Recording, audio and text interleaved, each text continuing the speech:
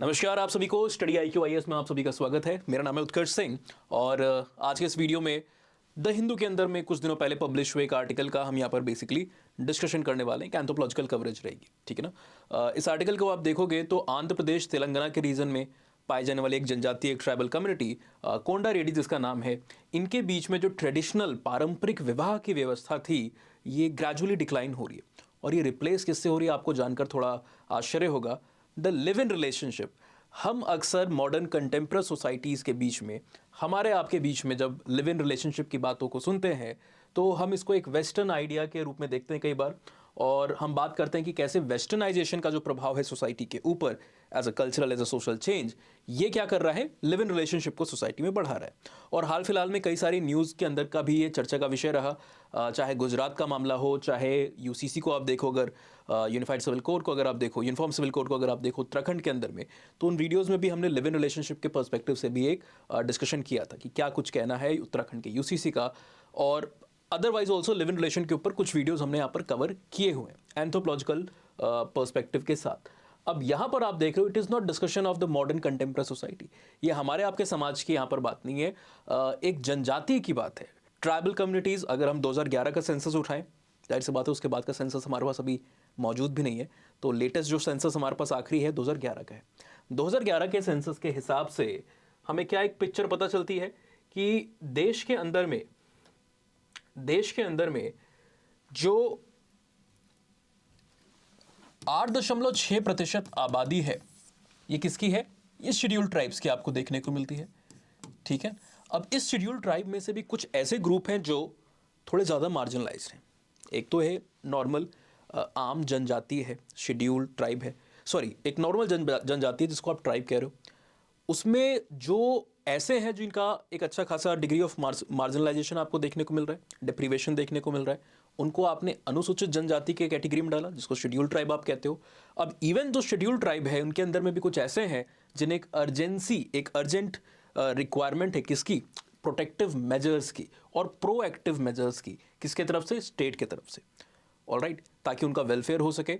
और ऐसे जो ग्रुप्स हैं इनको यहाँ पर एक कैटेगरी में डाला गया जिसको हम क्या कहते हैं, पहले PTGs कहते थे, आज के ज़माने में हम इसको PVTGs कहते हैं, पर्टिकुलरली वल्नरेबल ट्राइबल ग्रुप। ये कंसेप्शुअलाइजेशन देबर कमीशन के रिपोर्ट के ऊपर आपको आते हुए देखने को मिला था 70s के डेकेड में।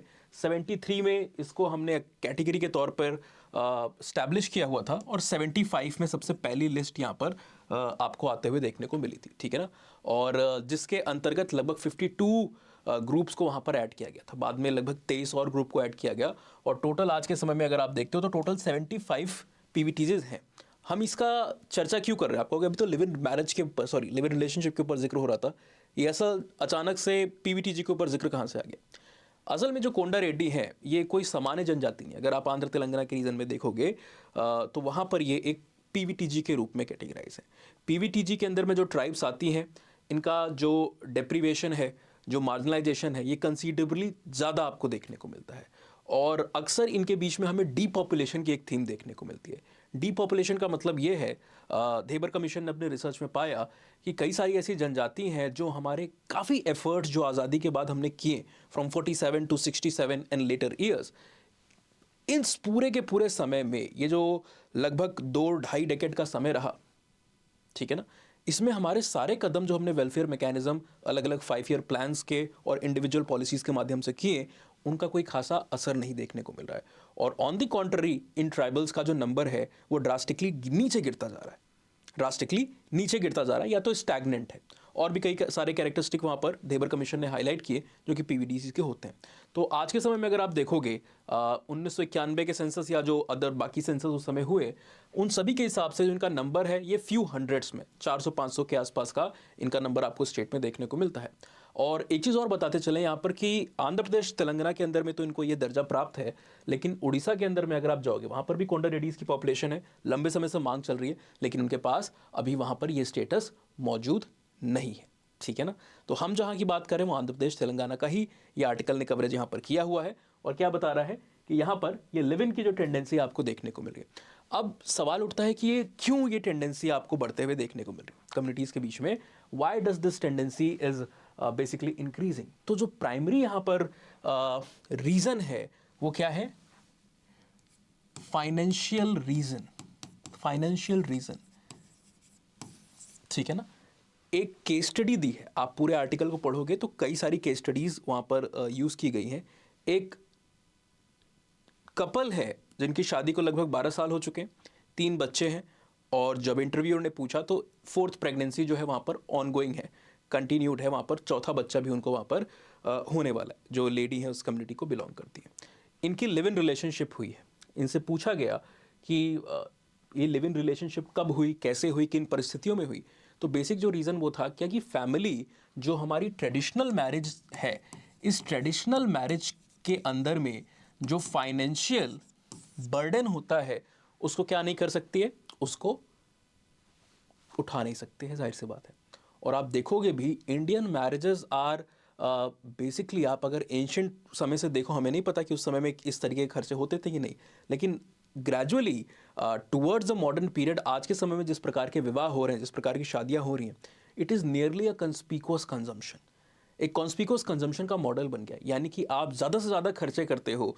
हम विंटेज कार्स को मंगा लें, हम एग्जॉटिक वैरायटी के फ्लावर्स को मंगाएं सजाने के लिए, हम ड्रोन से फोटोग्राफी कराएंगे, हम डेस्टिनेशन वेडिंग कराएंगे। ये सब क्यों? ये सब क्या आप अपनी खुशी के लिए कर रहे हो?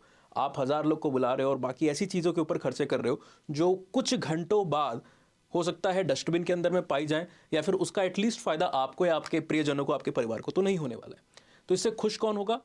कोई नहीं खुश होगा इससे एक्चुअली में।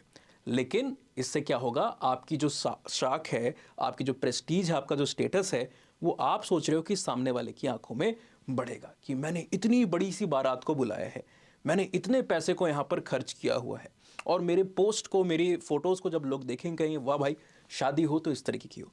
ये टेंडेंसी क्या होती है कि आप ज़रूरत से ज़्यादा अननेसेसरी खर्चे करते हो, सिर्फ इसलिए जिससे आप अपने सोशल स्टेटस और प्रेस्टीज को बढ़ा सको दूसरे के आंखों में, दूसरों के नज़रों में। एक्चुअली भले वैसा हो चाहे ना हो। ऑलराइट, तो मैरिज एक बहुत ही ज़्यादा बर्डनसम नेचर की होती जा रही है सोसाइटीज़ के बीच में, और लोग अपने पूरे की पूरी जो संचित कमाई है, जिसको जीवन भर इकट्ठा करते आ रहे हैं, उसका एक अच्छा खासा प्रपोर्शन क्या कर रहे हैं, मैरिज के फॉर्म में वो स्पेंड कर रहे हैं, मैरिज के फॉर्म में वो स्पेंड कर रहे हैं। अभी अंबानी साहब के यहाँ पर मैरिज हुई तो बड़ा लोग ने कहा देखो कितने पता नहीं हज़ारों करोड़ रुपए हुए, उसके लिए सिम के रिचार्जेस बढ़ा दिए, बस ये सारे मेम्स वहाँ पर उस समय बन रहे थे। लेकिन जब अगर आप देखोगे the proportion of the wealth that he holds, जो उनकी टोटल वेल्थ है, उसका बहुत ही एक इनसिग्निफिकेंट प्रपोर्शन यूटिलाइज था उस शादी के अंदर स्पेंड। लेकिन आप हमारे अगर शादियों को देखोगे तो एक इंसान जिसकी ओवरऑल पूरी, लेट अस अज्यूम कि 20 लाख रुपए या 25 लाख रुपए या 50 लाख रुपए उसकी वेल्थ है वहाँ पर, तो वो अपनी वेल्थ का एटलीस्ट 35% तक वहाँ पर खर्च कर देता है शादियों के ऊपर, शादियों के ऊपर।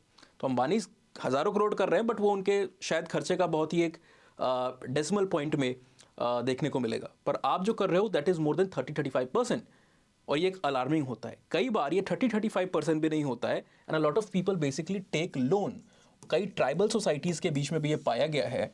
ऐसा नहीं कि conspicuous consumption is only seen amongst the modern contemporary people, सिर्फ हमारे आपके बीच में नहीं है कि आईफोन को ले रहे हैं, भले ज़रूरत हो, पसंद हो ना पसंद हो, लेकिन वो आईफोन रहेगा हाथ में तो थोड़ा सा बेहतर रहेगा, उसकी रिंगटोन सुनाई देगी तो थोड़ा सा बेहतर होगा। अब ये बोलते समय एक दो बार और भी मैंने लेक्चर में बोला है, काफ़ी ध्यान रखता हूँ, बिकॉज लास्ट टाइम जब मैं आपको कॉन्स्पिकुअस कंजम्पशन पढ़ा रहा था और आईफोन का जिक्र वहाँ पर कर रहा था, मेरा खुद का फ़ोन बज गया है ना, तो वो एक अलग चीज़ है। हम सभी आजकल आप देख रहे हो, इवन एक कैब ड्राइवर होगा, या आपके सामने हो सकता है आप लाइब्रेरी में जाते हो तो एक लाइब्रेरियन होगा, या कई बार गार्ड्स होते हैं। Everybody is today carrying iPhone, ठीक है ना।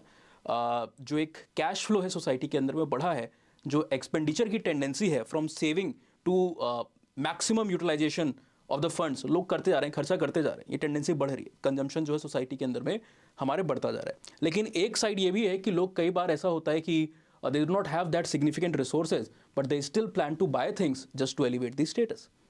तो लास्ट लेक्चर में हमने इस चीज़ को, one of the earlier lecture में हमने इस चीज़ को कवर किया था। मैरिज में भी आप ऐसे लोन को ले रहे हो, अपने ऊपर फर्दर बर्डन को क्रिएट कर रहे हो, किस लिए? मैरिजेस को कंडक्ट करने के लिए।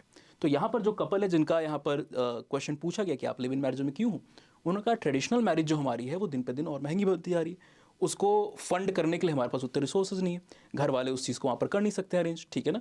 तो जब आप ट्रेडिशनल मैरिज सिस्टम को देखोगे तो ये लगभग 4 दिन का यहाँ पर कार्यक्रम होता है। 4 डेज यहाँ पर लगते हैं। और ये 4 दिन के अंदर में पूरा का पूरा यहाँ पर एक एक्ट होता है जिसको हम अबडक्शन के नाम से, कैप्चरिंग के नाम से आप कह सकते हो, है ना। आप जो बच्चे एंथ्रोपोलॉजी ऑप्शनल के हैं, इस सब्जेक्ट को जानते हैं, समझते हैं, उन्हें किताब का नाम पता होगा, an introduction to social anthropology. ये 57-62 में आई हुई किताब है आपकी, आज से लगभग 6 दशक पहले आई हुई किताब है। और बहुत ही सिग्निफिकेंट कंट्रीब्यूटर हैं professor D N. Majumdar and professor T N. Madan, इनके द्वारा लिखी गई किताब है। कई सारे बच्चे जो सेल्फ प्रिपेयर करते हैं, पुरानी किताबें, बहुत रेलिवेंस नहीं है, स्टैटिक पोर्शन के लिए आप ज़रूर यूज़ करते हो, लेकिन बहुत पतली है, कंसाइज है, तो कई सारे बच्चे इस किताब को इस्तेमाल में लाते हैं, ठीक है ना, अपने सोशल एंथ्रो वाले सेक्शन के प्रिपरेशन के लिए। इसके अंदर में बेसिकली आप देखोगे तो वेज ऑफ एक्वायरिंग मेट करके एक टॉपिक आता है, और वहाँ पर बताया गया है कि सिंपल सोसाइटीज़ में प्रिमिटिव पीपल जो हैं, ट्राइबल लोग जो हैं, वो किन किन तरीक़ों से अपने मेट्स को एक्वायर करते हैं। तो वहाँ पर मैरिज बाय कैप्चर है, मैरिज बाय इंट्रूजन है, मैरिज बाय इलोपमेंट है, मैरिज बाय सर्विस है, मैरिज बाय ब्राइड प्राइस है, बहुत सारे मेथड्स देखने को मिले।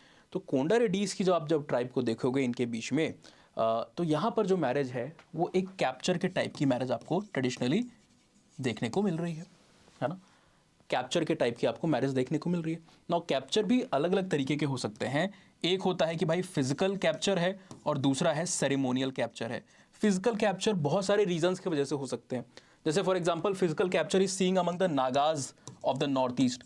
अरुणाचल नागालैंड के रीजन में जो नागाज हैं, जनजाति पाई जाती है।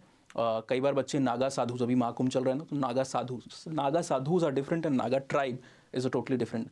तो एक एथनिक ग्रुप के तौर पे जब आप नागाज को देखते हो, ट्राइबल्स को देखते हो नॉर्थ ईस्ट में, तो इनके बीच में जो मैरिज है वो भी ऐसी ही होती है, पर वो कैसी है, फिजिकल कैप्चर है। वहाँ पर फीमेल इन्फेंटिसाइड की एक टेंडेंसी रही लंबे समय तक, जब ऑथर ने किताब लिखी तब की बातें हो रही हैं, ठीक है ना। आज की रियलिटी चेंज होते हुए देखने को मिलेगी। जैसे ऑथर ने अपने वर्क के अंदर में जब गोंड्स को बताया, बिरहुर को बताया, इन सारी ट्राइब्स को बताया, तो उनमें मैरिज एक अलग तरीके की होती थी। पर आज आप देख रहे हो शिफ्ट हो रहा है, ठीक है ना, अलग अलग करके मैरिज चेंज आते रहते हैं। तो ट्रेडिशनली नागाज के बीच में सोसाइटी में पहले के समय में एक फीमेल इन्फेंटिसाइड की प्रैक्टिस होती थी, बच्चियों को मारा जाता था। अब अपनी सोसाइटी में, अपनी कम्युनिटी में, अपने विलेज में जो फीमेल उनका नंबर कम है, तो आप क्या कर रहे हो, फर्दर प्रॉब्लम ना क्रिएट हो, इसलिए दूसरे विलेजेस में या एनिमी जो ग्रुप्स होते थे उनके यहाँ से आप जो रेड करके फीमेल्स को अक्वायर करके ले आते थे। तो पहला रीज़न ये होता था। कई बार ये जो कैप्चर होता है, ये जो एब्डक्शन होता है, ये एक एडवेंचरस एक्टिविटी भी होती है। सिंपल सोसाइटीज़ के पास हमारे आपकी तरह वो बिजनेस में, ट्रेडिंग में, इन्वेस्टमेंट्स में, डेली जो 9 to 5 जॉब्स हैं, इन सब में तो लगे नहीं। तो कहाँ से भाई उनका एड्रेनलिन पंप होगा, किस तरीके से वो करेंगे। तो इस तरीके की जो गतिविधियाँ होती हैं, कई प्रकार के फेस्टिवल्स, फेयर, सेरेमनीज या इवन मैरिज का जो सिस्टम है, उसके अंदर में वो क्या है, एक एक्साइटिंग एडवेंचरस उनके लिए एक्टिविटी हो जाती है। इसलिए भी कई जगहों पे फिजिकल फॉर्म ऑफ कैप्चर या एब्डक्शन को देखा गया है। इवन अगर आप हमारे स्क्रिप्चर्स को देखोगे तो महाभारत के अंदर में Bhishma Pitamah, the most powerful warrior mentioned in the scriptures, ठीक है ना। अर्जुन कर्ण जैसे लोगों को तो शायद वो कान्ही उंगली से ऐसे हराएं, इस तरीके की पर्सनैलिटी उनकी आपको देखने को मिलेगी, है ना। तो इतने बड़े वॉरियर थे, इतने बड़े महारथी थे, इतने ज्ञानी थे, उनको आप देखोगे तो वो जा करके अपने भाई जो उनका स्टेप ब्रदर थे, महारानी जो सत्यवती थी और जो शांतनु थे, राजा शांतनु, भीष्म जी के पिताजी, उनकी संतान विचित्रवीर के लिए जब वो क्या कन्याओं को लेने जाते हैं फॉर मैरिज, तो अंबा जी, अंबिका जी और अंबालिका जी, इन तीनों लोग को एब्डक्ट करके लाते हैं। और फिर आपने वो किस्सा सुना होगा कि वहाँ पर जो अंबा जी हैं वो उससे मैरिज से खुश नहीं होती हैं, उस किसी और को वो चाह रही होती है ना। शाल नरेश जो होते हैं, जो कि वो भी नहीं एक्सेप्ट करते हैं कोई और तुम्हें लेके गया, वो तुम्हें छोड़ रहा है, अब मैं किसी की छोड़ी हुई चीज़ को, जैसा अमिताभ बच्चन का वो डायलॉग है, वुमेन को आप देख रहे हो पेट्रियार्कल सोसाइटी में कमोडिटी की तरह एक्ट किया जाता है, तो अमिताभ बच्चन का जैसे डायलॉग है कि आज भी फेंके हुए पैसे को नहीं उठाता हूँ। तो उस तरीके का शाल नरेश वहाँ पर एक क्या कहते हैं, बात कहते हैं। और फिर वो भीष्म जी के जो गुरु हैं उनके पास जाती हैं, परशुराम जी के पास, और वहाँ पर जस्टिस की गुहार करती। बाद में गाथा है, आगे बढ़ती है कि कैसे वो शिखंडी या शिखंडिनी के फॉर्म में अगले बर्थ में आती हैं, और by the boon of the God वो भीष्म पितामह के जो अंत है उसका कारण बनती हैं, ठीक है ना। तो यहाँ पर आप देख रहे हो कि ये चीज़ इट इज़ नॉट दैट कि सिर्फ ट्राइबल सोसाइटी में, हमारे स्क्रिप्चर्स में और इवन इंडिया के बाहर भी जो कई सारी कम्युनिटीज़ हैं, ब्राज़ील से लेके दूसरे जगहों पर दुनिया के पार्ट्स में, अफ्रीका में, वहाँ पर भी मैरिज बाय कैप्चर या एब्डक्शन होता है। इंडिया में भी होता है। फिजिकल के मैंने आपको एग्जांपल बताएं। सेरेमोनियल में कई सारी ट्राइब्स है, जैसे बिरहुर वगैरह के बीच में, बिहार के रीजन में पाई जाती है। ये जो छोटा नागपुर प्लेट्यू के रीजन में है, इस रीजन में पाई जाती है कई सारे स्टेट्स में ये ट्राइब, इनके बीच में सेरेमोनियल टाइप ऑफ कैप्चर होता है, ठीक है ना। तो फिजिकल और सेरेमोनियल दोनों तरह के कैप्चर हैं। इस ट्राइब के बीच में भी ट्रेडिशनली यही कैप्चर होता था, जहाँ पर विमेन को कुछ एल्डरली लोग जो उस कम्युनिटी के हैं और जो ब्राइड ग्रूम है, जो दूल्हे की फैमिली है, वो लोग उसको जब अकेला पाते थे किसी मेले के में या पॉन्ड के किनारे या किसी काम करते हुए विलेज में आते जाते हुए किसी ऐसी जगह पर एकांत में आइसोलेटेड पाते थे, तो उसको उठा करके एब्डक्ट करके ले आया जाता है और एक कमरे के अंदर में बंद कर दिया जाता है, ठीक है ना, दूल्हे के साथ। और उसके बाद जो दूल्हा है वो फिर उसके बाद वहाँ पर प्रपोज करेगा। थोड़ा समय वो लोग साथ में कुछ दिन वहाँ पर, 1-2 दिन, या मेरे ख्याल से 1 दिन शायद बिताते हैं, 1 रात वहाँ पर बिताते हैं।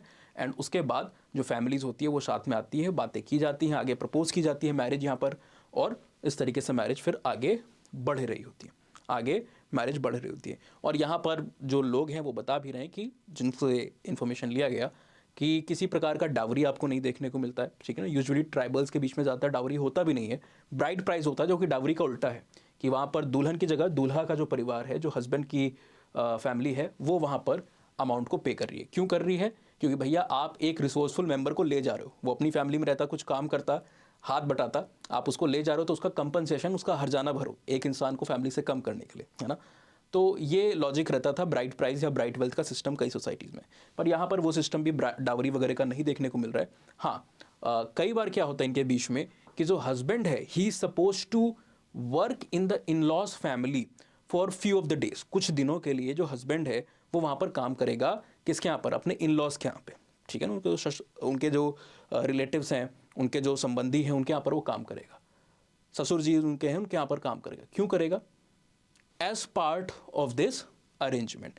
और इसके बदले में जब वो काम पूरा हो जाएगा तो एज अ गिफ्ट उसको कुछ चीज़ें वहाँ पर दी जाएंगी, और इस तरीके से मैरिज का ट्रांजैक्शन यहाँ पर पूरा हो जाता है, मैरिज का ट्रांजैक्शन पूरा होता है। तो ये इनके यहाँ पर ट्रेडिशनल मैरिज का एक फॉर्म, एक सिस्टम हुआ करता था। पर अभी लिव इन रिलेशनशिप आपको बढ़ता देखने को मिल रहा है, जहाँ पर किसी प्रकार का मैरिटल अरेंजमेंट नहीं हो रहा है, लोग साथ में रहना शुरू कर देते हैं, ठीक है ना। और काफ़ी स्टेबिलिटी से ये चीज़ चली भी आ रही है। दोनों केसेस में किसी प्रकार के डाइवोर्स के बहुत ज़्यादा अक्रेंसेस नहीं आपको देखने को मिल रही, ठीक है ना। और सोसाइटी भी मोस्टली एक्सेप्ट कर रही है। क्यों एक्सेप्ट कर रही है? बिकॉज कि फैमिली एक्चुअल में जो ट्रेडिशनल मैरिज है उसको अफोर्ड नहीं कर सकती। कई पूरी ग्राम पंचायत के जितने भी लोग हैं वहाँ पर, है ना, वो एक पर्टिकुलर तहसील के अंदर में जितने भी कई सारे गांव आपको आते हुए देखने को मिल रहे हैं, दूर दूर से लोग वहाँ पर आ रहे हैं। और चिकन मटन जो लोकल लिकर है, ट्रेडिशनल लिकर जो है, कई बार गिफ्ट्स दिए जाते हैं जो ज़्यादा इंपॉर्टेंट लोग होते हैं, क्लोज लोग होते हैं, तो एक अच्छा खासा खर्चा होता है। और फैमिलीज़ को अफोर्ड नहीं कर पा रही है, तो कई बार वो इजाज़त दे देती है इस तरीके के लिव इन रिलेशनशिप के अरेंजमेंट के लिए। And that is why these are increasing. अब इसको एंथ्रोपोलॉजी से अगर आप रिलेट करो तो ये एक एस्पेक्ट के बारे में बताता है। क्या बताता है? जब हम यूनिट 2.1 में कल्चर को पढ़ते हैं तो हम कहते हैं culture is static and dynamic. Culture और कल्चर के जो पार्ट हैं, एलिमेंट हैं, वो स्टैटिक भी हैं और डायनेमिक भी हैं। स्टैटिक इन द सेंस कि मैरिज 1000 साल पहले भी थी, अभी भी है, और संभवतः आगे आने वाले समय में भी रहेगी। बट मैरिज जैसे 1000 साल पहले थी, आज वैसी नहीं है, और आने वाले समय में हो सकता है जैसी आज है वैसी ना रहे। तो for example, marriage is constant, but traditional form से लिव इन रिलेशनशिप में यहाँ पर क्या हुआ? शिफ्ट हुआ।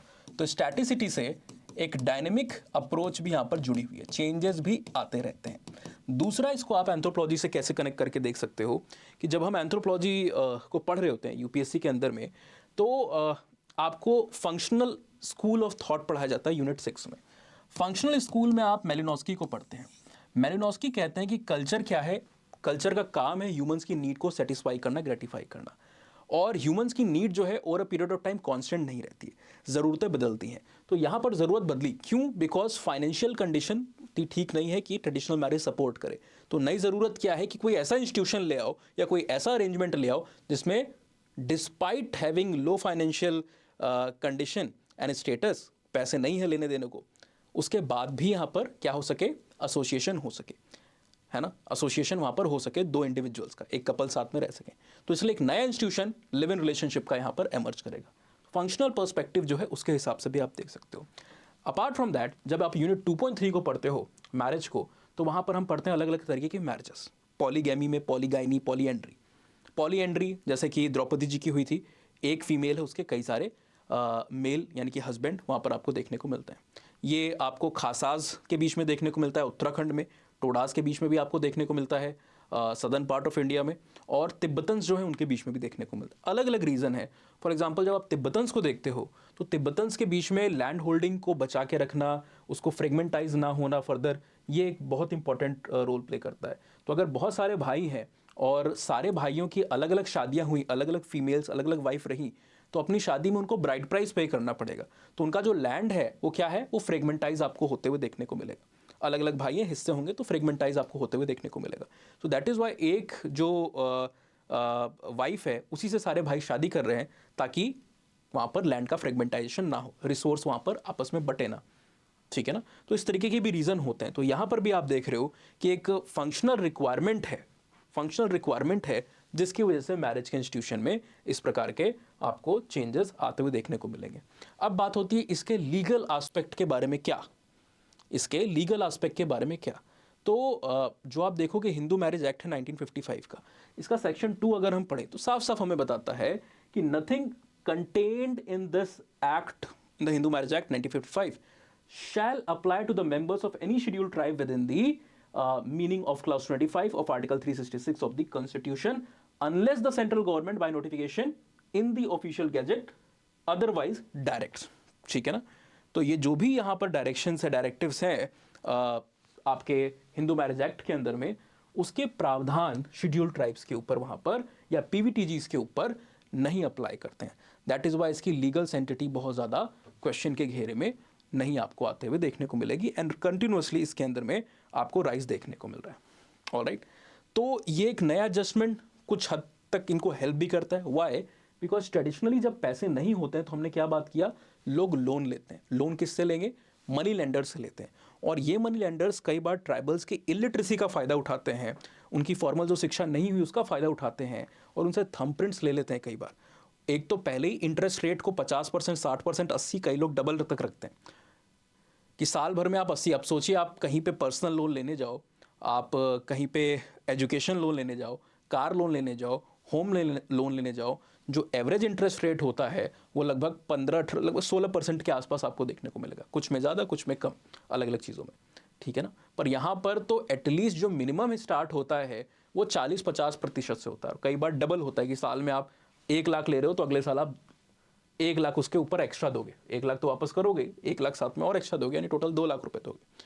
तो एक्सप्लॉयटेशन कई बार मनी लेंडर्स करते हैं और उन्हें पता होता है कि ये रिपे तो कर नहीं पाएंगे, और कोर्ट में भी कई बार ये जाते नहीं है, थोड़ा सा हेजिटेट करते हैं। ठीक है ना, हेजिटेट करते हैं इन सारी चीज़ों से। उनको लगता है कि वहाँ पर भी इनको फेवर नहीं किया जाएगा, उल्टे उनका और नुकसान होगा इन सारी चीज़ों में, लीगल जो केसेस होते हैं इसके अंदर में। So they end up selling their land, जो उनका पूरा लैंड है जिसको गिरवी किया होता है कोलेट्रल के रूप में, वो पूरा लैंड अपना वहाँ पर इन मनी लेंडर्स को दे देते हैं। कई बार इवन अगर इससे बचने के लिए वो रूरल एरिया को छोड़ के कहीं अर्बन एरियाज़ में दूसरे शहरों में भी भागते हैं, वहाँ पर भी फ़ायदा नहीं होता, because they end up landing in the scenarios of what we call as bonded labour, बंधुआ मजदूरी के अंदर में। बहुत सारे लेजिस्लेशन है, सगरी एबॉलिशन एक्ट से लेकर के देश भर में कई सारे रूल्स हैं, लॉज हैं जो प्रिवेंट करते हैं बॉन्डेड लेबर को, लेकिन कई बार क्या किया जाता है, उनको चीप लेबर्स के तौर पे बिना पैसे दिए हुए कामों को वहाँ पर करवाया जाता है इन तरीक़ों से। ठीक है ना। रेप के जो केसेस होते हैं कई बार वो भी रिपोर्टेड होते हैं, इस तरीके के जो सोसाइटी में केसेस बढ़ते हैं। ऑलराइट, सो ये सारे अलग अलग पर्सपेक्टिव और एस्पेक्ट है जिससे आप एक न्यूज़ जो कि पेपर में आई थी उसको आप रिलेट करके एंथ्रोपोलॉजिकली एनालाइज कर सकते हो। कोई पर्सपेक्टिव छूटा तो नहीं। आप खुद भी सोचिए, जब भी आप एक न्यूज़ को पढ़ो ना, तो आप खुद उसको अलग अलग पर्सपेक्टिव से एनालाइज किया कीजिए, तो आपका रिविजन भी होता रहता है माइंड में, और आप डॉट्स को कनेक्ट करते हो तो आपकी कमांड भी सब्जेक्ट के ऊपर बनती जाएगी। और डिटेल में अगर आपको ये सब्जेक्ट अगर अच्छा लगता है, एंथ्रोपोलॉजी ऑप्शनल, और फॉर्मली अगर आपको पढ़ना है एग्जामिनेशन पर्सपेक्टिव से, लिंकेज कैसे करना है, करंट अफेयर्स को कैसे कवर करना है, answer writing, structuration, note making, doubt solving, ये सारी चीज़ों के साथ आप लिमिटेड टाइम में अपने यूथ के 20s के जो सबसे प्रोडक्टिव ईयर्स हैं इनको वेस्ट ना करके सही डायरेक्शन में आप प्रिपरेशन करना चाहो through our batches, then you can definitely join the batches which are starting from 22nd of January. 22 जनवरी से जो बैच स्टार्ट हो रहा है इसको आप यहाँ पर ज्वाइन कर सकते हो। यूएस लाइव का कोड आप लगाओगे 14999 के अंदर में, यहाँ पर आपको कोर्स मिलेगा। अब 14999 में you are getting the live classes, the recorded lectures and the entire test series. Why we are saying entire test series? 8 sectional paper जो लगभग हर 20 दिन पे आप देते हो, और 4 फुल लेंथ पेपर जो आप सिलेबस खत्म होने के बाद दोगे। इनके मॉडल आंसर्स भी मिलेंगे, टाइमली इवैल्यूएशन होता है, और एक एक क्वेश्चन मैं रिकॉर्डिंग के अंदर मैं आपसे पर्सनली वहाँ पर डिस्कस करता हूँ। कुछ कन्फ्यूज़न रह जाए तो आप बाद में भी मुझे उसको पूछ सकते हो, ठीक है ना। नाउ नोट जो है यहाँ पर अलग अलग तरीके के मिलते हैं, जो बहुत अच्छी चीज़ होती है आपके लिए। आपको सिर्फ एक तरीके का नोट यहाँ पर नहीं मिल रहा है, एक तरीके का आपको नोट नहीं मिल रहा है। कहीं कहीं पे आप जाते हो ना तो आपको प्रिंटेड मटेरियल एक तरीके का पढ़ा दिया जाता है, स्टेपल्ड स्पाइरल करा के, वहीं आप पढ़ते रहो। नहीं, पहला आपको क्रक्स मिलेगा जो रेफरेंस मटेरियल है, देन आपको क्लास पीपीटी मिलेगी जो समराइज क्रिस्प मटेरियल है, और फिर आपको हैंड रिटेन नोट जो कि मेंस अपीयर्ड कैंडिडेट आपके लिए डिजिटली आईपैड पे बना रहे होते हैं, वो आपको मिलेगा, जो कि आपका रिविजन के लिए काफ़ी हेल्प करता है। हफ्ते भर जितना पढ़ा या महीने भर जितना पढ़ा, उसको आप रिवाइज करने के लिए वापस से आप उतना नहीं पढ़ सकते। आपको चाहिए कुछ पॉइंटर्स में जो चीज़ें लिखी हों, फ्लो चार्ट में जो चीज़ें बनी हों, है ना, ग्राफिकली जो चीज़ें बनी हों, उसकी आपको ज़रूरत हो, वो भी आपके लिए बना करके दी जाएंगी। और डिजिटली बनाई जा रही है, इसलिए इसका कोई राइटिंग समझने में आपको दिक्कत नहीं होगी कि कोई डॉक्टरी वॉक्टरी वाला बच्चा है तो उसकी राइटिंग ही नहीं समझ में आ रही है, ठीक है ना। तो सारा चीज़ यहाँ पर इंक्लूडेड है बैच के अंदर में। और हाँ, वैल्यू एडिशन मटेरियल भी अलग से मिलता है, एनरिचमेंट मटेरियल भी आपको यहाँ पर मिल रहा होता है। All this eight 14999 by using the code US Live। 22 को हमारे ओरिएंटेशन स्टार्ट हो रहे हैं, उससे पहले आप एडमिशन जितना ले लो बेटर है। क्लासेस को क्यों छोड़ना जब आपके पास समय हो, ठीक है ना। और कोई भी कन्फ्यूजन हो, एनरोलमेंट करने में कोई दिक्कत फेस कर रहे हो आप, प्रॉब्लम आ रही हो, ये दोनों आईडीज़ इन पे आप रीच आउट कर सकते हो। ऑप्शन के सिलेक्शन में कंफ्यूज हो, जानना चाहते हो कि मेरे लिए ठीक होगा कि नहीं, उस स्टेज पे अगर आप हो तो भी काउंसलिंग के लिए यहाँ पे आप कम्युनिकेट कर सकते हो। अच्छा हाँ, मैंने US Live जो कोड आपको बताया, ये आप तभी लगाओ जब आप न्यू स्टूडेंट हो, यानी कि पहली बार अगर एडमिशन ले रहे हो, किसी कोर्स में आज से पहले एनरोल्ड नहीं थे स्टडी IQ के, लेकिन अगर आप पहले से किसी कोर्स में एनरोल्ड थे, P2I SIP एक्सेट्रा, तो आप ओल्ड स्टूडेंट हो और आपके लिए एक्स्ट्रा डिस्काउंट कोड अवेलेबल होता है, जिसको आप मेरी इन्हीं दोनों आईडीज़ पे पा सकते हो। टेलीग्राम को भी आप एक बार विजिट कीजिएगा, यहाँ पर आपको पूरा का पूरा जो PYQs का एनालिसिस है पिछले 10-11 साल का, वो मिल जाता है, ठीक है ना। तो कीप लर्निंग और मेहनत करते रहिए। कोई भी दिक्कत हो मुझे रीच आउट कीजिए। अगले वीडियो में आपसे मिलते हैं एक नई कवरेज के साथ। Till then keep smiling, keep learning, good bye.